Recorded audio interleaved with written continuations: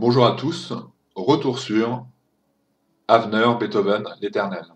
Ça fait un moment que j'en parle, que j'ai mis des liens en dessous dans mes retours en parlant des contenus qui me plaisaient, et aujourd'hui, je dois en parler. Je l'ai vu, revu, donc je peux confirmer que j'ai aimé. De quoi ça parle? Eh bien, c'est le court-métrage qu'a écrit, réalisé, joué, s'il joue dedans, Avner, qui est un youtubeur que je ne connaissais pas, qui m'était un jour recommandé dans les tendances sur le côté droit de YouTube. Parfois, on a des chaînes recommandées pour vous. Eh bien, j'avais Avner. Je clique dessus. C'est un format un petit peu long, un espèce de film. C'est pas un court métrage, c'est pas une vidéo classique de 10 minutes. C'est un truc très long et qui prend du temps, donc je m'installe tranquillement. Et c'était une belle claque quand même de cinéma, presque on pourrait dire, parce que très beau décor, des bons acteurs, une histoire intéressante, complexe et intelligente dans le sens où ça a su marier le classicisme d'une certaine époque, de l'époque où vivait Beethoven, et puis la modernité que l'on connaît tous, et même un petit peu davantage parce qu'on est dans notre futur. On a une époque qu'on ne connaît pas encore, dans 2000, ils le disent 2000 et quelques, 2036 ou quelque chose comme ça.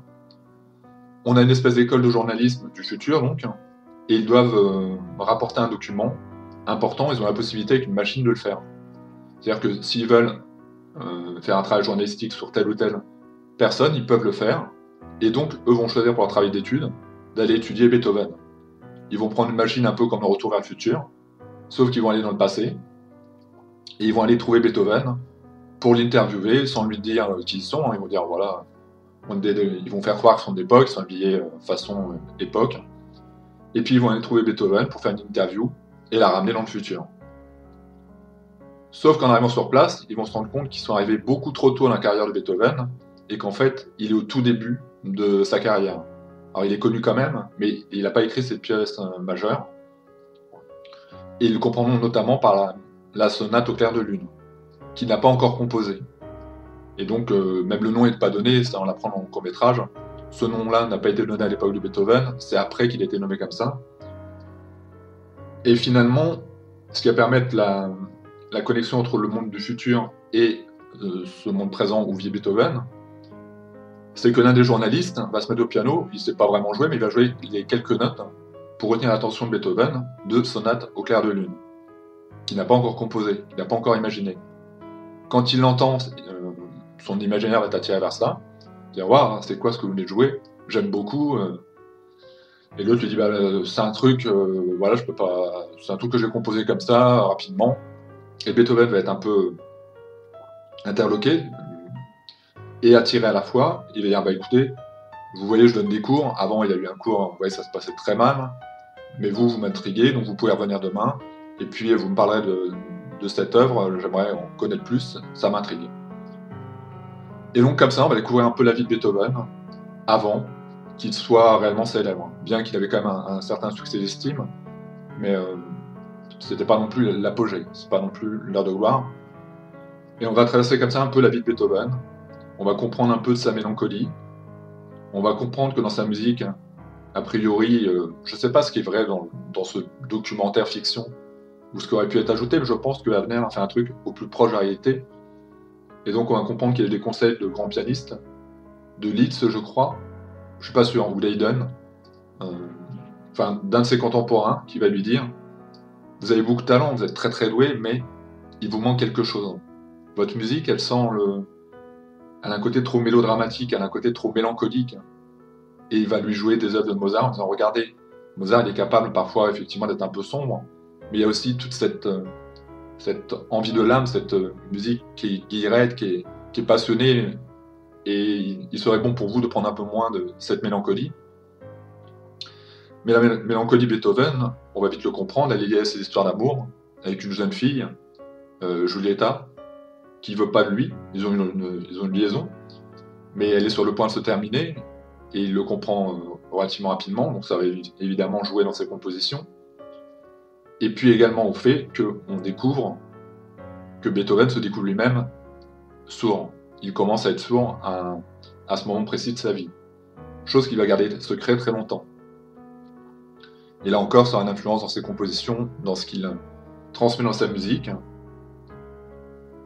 Et comme ça, par des espèces de flashbacks dans le passé, eh bien, on va découvrir l'histoire du jeune Beethoven, du très jeune Beethoven aussi, puisqu'on aura des vrais flashbacks dans son passé à lui, son enfance.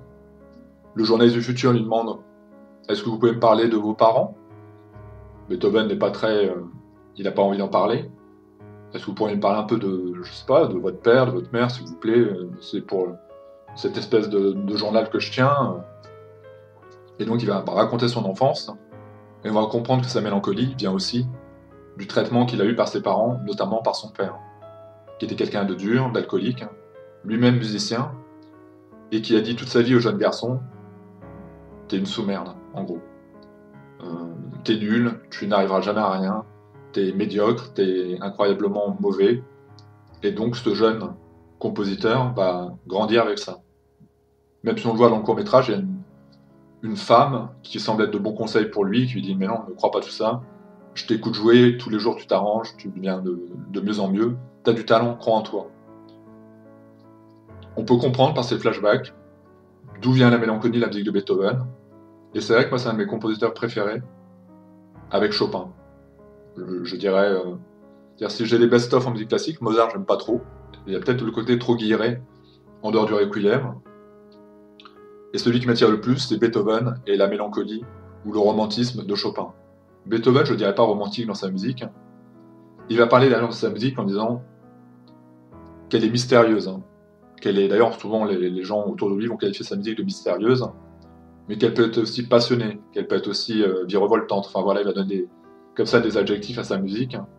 Et on comprend que sa musique retranscrit un petit peu toutes les douleurs de son âme, ou tout ce qu'est son âme, tout simplement. Et on peut comprendre aussi que Beethoven n'avait pas l'air à quelqu'un de très simple à vivre, qu'il était assez dur. Il donnait des cours, notamment avec ses élèves, et ben, il était, en tout cas dans ce court-métrage, il n'avait pas l'air d'être simple à vivre, mais il avait toutes ces douleurs qu'il habitait, et dont en fait il parlait pas. Il n'avait pas du tout en parler de son enfance, et quelque part quand il va parler à ses journalistes du futur, c'est un petit peu comme une espèce de psychothérapie, mais c'est un truc qu'il garde secret. Le fait qu'il soit sourd, personne ne le sait, et ça va être dévoilé à un moment dans le court-métrage, où les gens du futur vont dire: Monsieur Beethoven, on sait ce qui va vous arriver. On sait que vous n'entendez plus, on sait que vous composez comme vous le pouvez, on sait d'autres éléments sur votre vie, on sait que parce que voilà, on vient d'une époque où, et c'est comme ça que Beethoven réalise que ces deux jeunes gens, a priori, effectivement, sont pas communs, et que c'est inhabituel. S'ils ont cette information-là sur lui, c'est forcément qu'ils viennent de quelque part d'autre. Et voilà tout ce qu'on peut dire sur ce court-métrage, qui est quand même assez dense, qui dure une demi-heure, je crois, pas une heure, je pense pas qu'il dure une heure. Très très bien réalisé, très bien écrit, parce que ça colle bien en fait, ce côté futuriste, avec le côté post-moderne, avec le passé. Les acteurs, tous très bons, Havner excellent dans le rôle de Beethoven. Les décors, magnifiques. On est à cette époque-là, quoi, pas en court-métrage, on est à l'époque de Versailles. Je dis Versailles, ça ressemble beaucoup. Ils ont loué un château, enfin voilà, il y a des moyens, il y a une ambition, il y a un scénario, et ça mérite d'être mis en avant, ce genre de travail. Je ne sais pas si j'en ai bien parlé, mais le mieux encore, c'est de pas m'écouter parler, on s'en fout d'ailleurs de ce que je dis. Quand je fais des retours sur, ce qui est important, c'est les liens en dessous. Je fais un retour sur un truc qui m'a interpellé, donc le mieux à faire, c'est de cliquer dessus. Si vous aimez la musique classique, vous aimerez. Si vous aimez le cinéma, parce que c'est un format cinéma, a priori vous aimerez. Et je pourrais ajouter qu'Havner, comme il est un passionné dans son domaine, a mis en place un concours musical où il avait proposé, ça j'avais loupé pour le coup, à des abonnés d'envoyer des compositions, et puis son public va voter. Et Yamaha aussi, il y a une espèce de sponsoring avec Yamaha.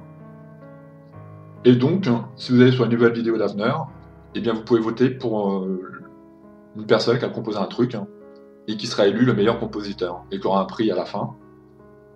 Il y a un jeune homme qui joue de l'accordéon, il y a un mec qui joue la guitare sèche, il y a 2 pianistes, et puis il y a un groupe de rock.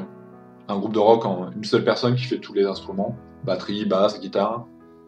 Moi personnellement, j'ai voté pour le pianiste, le second pianiste, avec une mélodie qui rappelle un peu Joe Dassin, il faut le reconnaître, dans la mélodie. mais très intéressant, très beau, très... Si j'étais un vidéaste, hein, je lui demanderais ce qu'on peut, pour promouvoir ta musique, évidemment tu seras au générique, hein, on mettra en avant le fait que ta musique est dedans, l'utiliser dans mon film, à un moment précis où il y a un côté un peu dramatique, hein, parce que c'est une belle mélodie, parce qu'elle est très cinématographique.